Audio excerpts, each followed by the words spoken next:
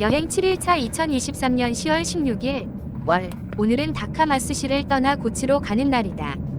중간에 시코쿠의 큰 산맥을 넘어야 한다. 시코쿠는 산세가 아름답고 협곡이 깊다. 시코쿠의 한가운데 위치해 대역곡이 있는데 이아노 카즈라바시라는 위태로운 현수교 다리가 놓여 있다. 아카가와 쇼아츠라는 사람이 쇼와 37년에 이 다리를 지어 번에 기부하여 임업 등 지역 발전에 공헌했다. 그 공로로 현창비와 그의 전신상이 다리 입구에 세워져 있다. 협곡 아래강에는 래프팅하는 사람들이 작은 나뭇잎처럼 위태롭게 지나가고 있다. 오늘의 목적지는 고치현이다. 우선 고치성으로 갔다. 고치성은 웅장하지는 않지만 자태가 멋진 성이다. 일본의 성에는 번주가 살았다. 쉽게 범접할 수 없는 높은 천수각에 사는 사무라이의 우두머리다. 오늘은 이 고치성에 살았던 번주 야마우치 요도라는 사람과 그 성하 마을에 살았던 하급 무사 사카모토 료마의 발자취를 찾아보기로 했다. 사카모토 료마는 막부 말의 젊은 나이지만 큰 활약을 해서 일본이 막부제를 마감하고 근대 국가의 길로 가는데 촉매제의 역할을 했다. 료마 집안은 조부 때 상업으로 부를 일으켜 고시라는 하급 무사 계급에 편입되었다. 부유한 환경의 막내여서 집안이나 범과 관계된 의무에서 자유로울 수 있었다. 흑성과 함께 밀려드는 외세를 양이 사상으로 막아내야 한다는 분위기 속에서 하급 무사들은 검술도장에서 무술을 연마했다. 1850년대만 해도 일본의 분위기는 서양을 칼싸움 잘해서 막아낸다는 식의 유치한 분위기가 엿보인다. 료마가 번주의 허가를 맡아 에도로 유학을 떠난 것도 검술을 연마하기 위한 것이었다. 에도에 온 후 료마는 시대가 완전히 변하고 있다는 것을 알아차렸다. 이 변화는 단순히 개국이냐 쇄국이냐의 선택으로 해결할 수 없고 정반합으로 제3의 길을 모색해야 한다는 것을 육감적으로 알았던 듯하다.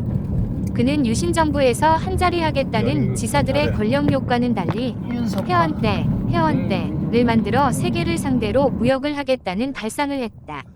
이런 젊은 지사들의 움직임을 힘으로 억압하지 않고 받아들인 야마우치 요도 같은 귀족층들의 열린 마음은 평가할 만하다. 유신이 성공의 길로 갈 즈음 느긋하게 술잔을 기울이는 야마우치 요도의 모습. 이런 힘들이 어우러져 드디어 1879년 막부를 종식하고 왕정 복구하는 메이지 유신의 길로 들어서게 되었다.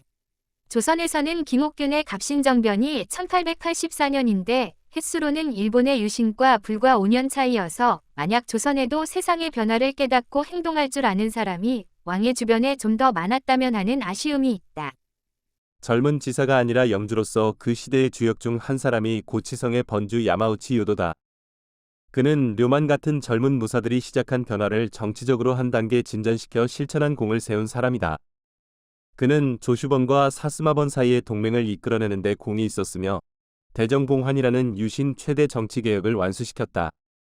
이런 일을 이룬 후 느긋하게 좋아하는 술잔을 기울였는가 보다. 그런 순간을 묘사한 듯 술잔을 기울이며 만족스러운 모습을 한 동상이 그의 탄생지 근처에 있다. 이제 태평양 바닷가 언덕 위에 세워진 료마의 동상을 보러 갔다. 3일 전 교토에서 그가 죽은 곳을 찾았었는데 이제 그가 난 곳을 찾아왔다. 나와 생일 날짜도 같고 그가 하급 무사였다면 나는 초급장교였던 점도 비슷하다. 나라의 장래를 놓고 걱정하며 뻔히 보이는 바른 길을 마다하는 사람들을 변화시키려고 노력하는 점도 약간 비슷하긴 하다. 하지만 료마는 당대의 거물들에게 영향을 주며 큰일을 도모하는 배짱이 있었다. 태평양을 멀리 바라보며 외국과의 자유통상이라는 시대를 앞선 생각을 했던 료마의 동상 앞에서 기념사진을 찍었다. 료마의 뭐든 하면 된다는 긍정적인 자세가 부럽다.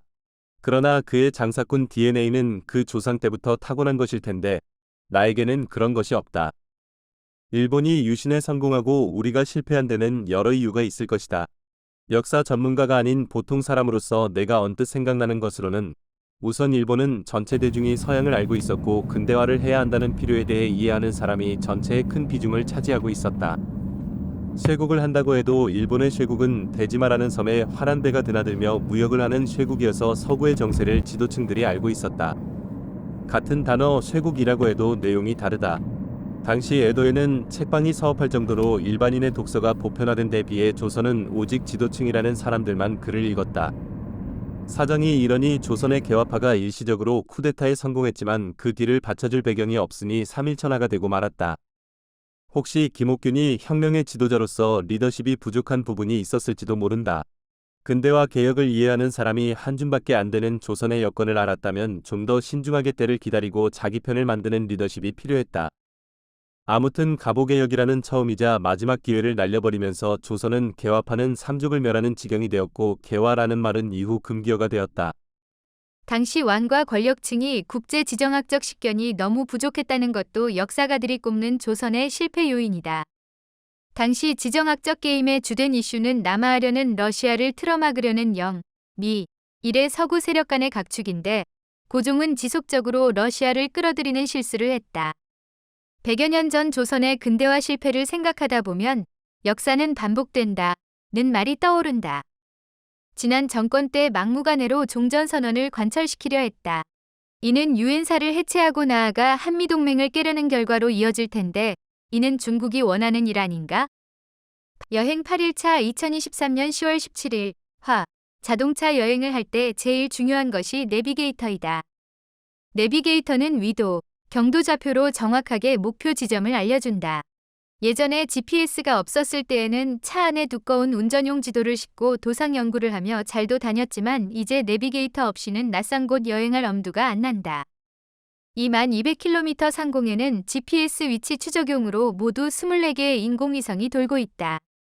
이는 미국이 1970년대 말부터 군사적인 목적으로 쏘아 올린 것들인데 지난 2000년 민간에 이 GPS 위성 사용을 전면 개방하면서 세계 모든 지역에서 이용할 수 있게 되었다.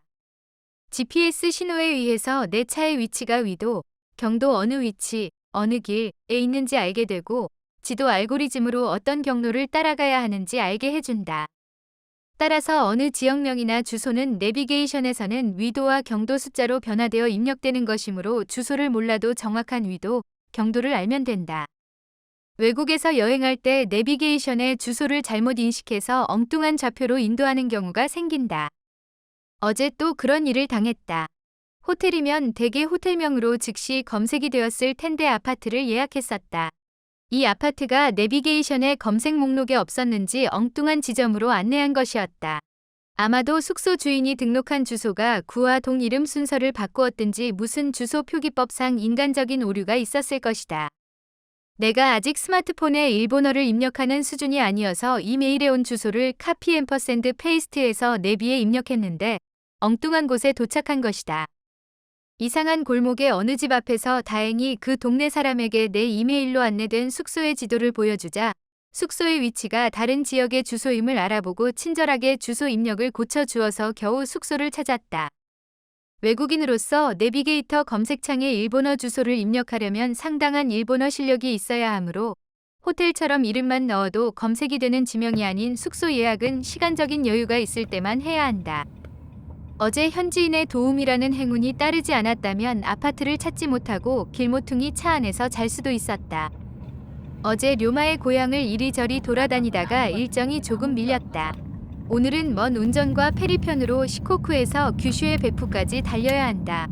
그래도 중간에 야스이 계곡에 있는 니오도 강, 그중에 백미라 할 수정연못을 보려고 시코쿠의 산속으로 다시 들어갔다.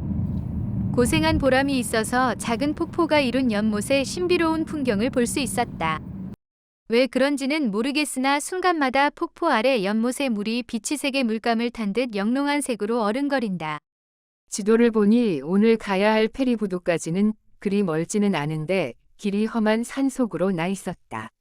내비게이터가 가르쳐주는 도로가 중세 때 만들었음 직한 산속의 좁은 도로여서 도저히 그 길로 한 곳까지 갈 것 같지 않다.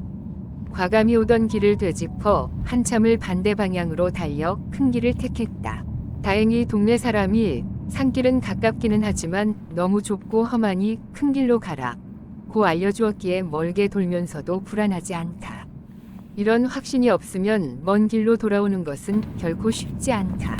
왜냐하면 내비게이터는 집요하게 차를 돌려 최단거리인 산길로 안내하기 때문에 굽이굽이 돌아 피하려던 길로 다시 인도한다. 이런 경우를 피하려면 구글 지도를 보고 적당한 중간 경로를 지정해서 내비게이터에 나의 뜻을 분명히 전달해야 한다. 시코쿠는 해안을 빼면 섬 중심부는 험준한 산지 지형이다. 그 둘레에 옛 고승 쿠카이처럼 사찰 88곳을 도는 순례길이 있다. 운전하다 보니 옛 순례자 복장을 하고 걷는 사람을 볼 수 있었다. 시코쿠의 순례길은 한 달 걸리는 코스가 책자로 안내되어 있다. 여행 첫날 돌아본 이세반도의 불교 성지를 만들었던 쿠카이 스님의 발자취를 따라 시코쿠 순례길을 만들었다. 시코쿠 순례길 안내서의 머리말은 이렇게 시작한다. 태어난 갓난아기는 오직 자신의 몸 하나만을 가지고 태어난다. 그것이 살아가면서 나이가 들어가면서 여러 가지 필요한 것에서부터 불필요한 것까지 자신의 신변에 따라다닌다. 그리고 죽음에 이르러서는 친척, 유품, 꽃, 추억에 휩싸인다. 이쯤에서 멈추어서서 만물에 평등하고 꾸밈없는 자연, 그리고 우주에 자신의 몸을 던져보는 것은 어떠한가? 동식물처럼 자연의 영위에 몸을 맡길 수 있는 간소하고 검소한 세계가 거기에 있다. 순례 여행은 혼자 하는 것이 좋다. 앞으로 좋은 삶을 살기 위해 순례를 떠나자. 순례라는 엄청난 깊이에 잡을 수 없는 개념에 마주하고 끝없이 자문자답을 반복하며 혼돈 속을 헤매면서도 다시 순례 여행을 시작하는 내가 있다. 그리고 사람이 정신적인 높은 곳을 요구하는 신성한 여행에는 끝이 없다. 인생은 순례의 길이다. 언제 꼭 시코쿠는 아니어도 좋고 지리산 자락에서라도 순례 여행을 한번 해보고 싶다. 인생의 끝은 어차피 혼자가 아닐까? 오직 신과 나만이 대면하는 혼자가 되는 것이 인생 끝의 모습이다. 시코쿠에서 규슈까지 차로 돌아가려면 10시간은 걸리겠지만 시다미사키 항에서 규슈의 사가노세키 항까지 운행하는 페리를 타면 약 70분 만에 도착한다. 오늘 긴 운전 끝에 드디어 온천의 고장 베푸에 도착했다. 저녁 식사 후 호텔 옥상층의 노천탕과 그 아래층의 공중목욕탕을 오가며 온천욕을 하니 피로가 말끔히 가신다. 생각해보니 서울에 비록 온천은 아니지만 공중목욕탕이 덜어 있었는데 언젠가부터 그 수가 아주 줄어들었다. 함께 목욕도 안 할 정도로 우리의 정서가 너무 개인화된 것이 아닌지 생각해본다. 베푸는 20여 년 전에 패키지 여행으로 와본 적이 있는데 이번에 다시 오게 되었다. 그때 남탕에 수건을 교체하러 왔던가 갑자기 어떤 아주머니가 들어와서는 안 보여요. 라는 말을 건성으로 반복하며 태연히 일 보고 나갔던 기억이 나서 목욕하다가 혼자 웃음이 났다.